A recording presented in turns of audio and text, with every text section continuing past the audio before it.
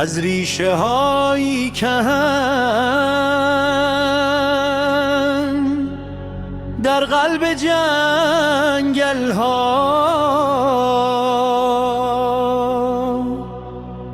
خون یا کن جاری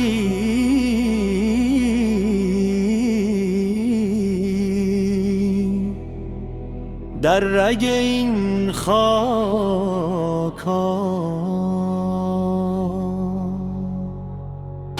البرز سرکش شاهد هر فریاد، مازندران بیدار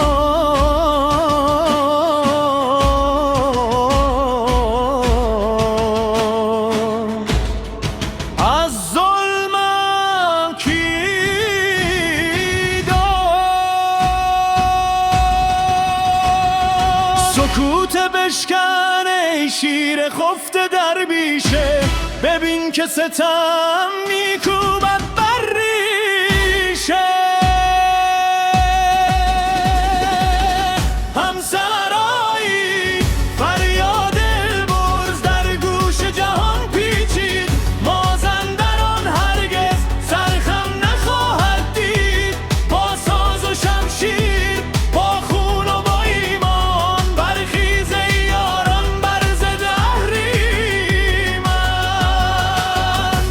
دریا کاسه پین موج میزنه با خشم، میکوید از روزی که بشکند هر چشم. شالی زارم سبز گندم زارم زرد، میخوانند از عهدی که با ستم گررتر. پیش مصرایی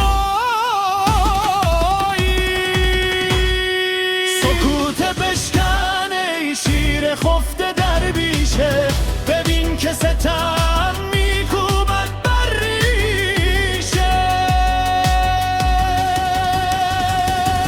همسرایی فریاد البرز در گوش جهان پیچید، مازندران هرگز سرخم نخواهد دید.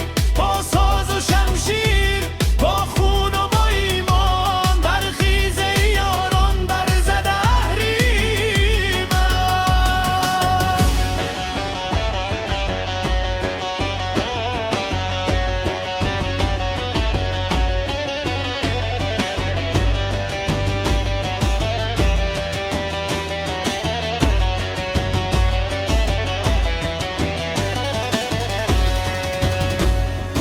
تاریخ ما پر از حماسه و خون، از بند و زنجیر هرگز نشد افسون. این خاک پاک میراث قهرمانان، نمیدهیم به دشمن حتی یک جنگ از آن.